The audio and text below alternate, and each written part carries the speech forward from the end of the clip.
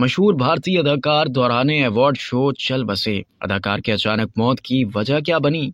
मारूफ भारतीय web series Mirzapur के अदाकार शाहनवाज प्रधान दिल का दौरा पड़ने के बाद इंतकाल कर गए। भारतीय मीडिया रिपोर्ट्स के मुताबिक टीवी ड्रामों और फिल्मों में अदाकारी के जौहर दिखाने वाले शाहनवाज इंडस्ट्री के दूसरे मारूफ अदाकारों के साथ एक अवार्ड की तकरीब में मौजूद थे जब उन्हें दिल में तकलीफ का सामना करना पड़ा। अदाकार को फौरी तौर पर मुंबई के कोकिलाबेन अस्पताल मुंतकिल किया गया। भारतीय टीवी की मशहूर अदाकारा सुरभि तिवारी ने भारतीय मीडिया से गुफ्तगू में बताया कि वो अस्पताल में अपने भाई के इलाज के लिए मौजूद थीं जब उन्होंने देखा कि स्ट्रेचर पर शाहनवाज को लाया जा रहा है। उन्हें फौरन ही कमरे में ले जाया गया। अदाकारा ने यह भी बताया कि कुछ अरसा कबल शाहनवाज का बाईपास किया गया था। दूसरी जानिब इंडस्ट्री के मारूफ अदाकारों ने शाहनवाज की अचानक मौत पर गहरे दुख और अफसोस का इजहार किया है।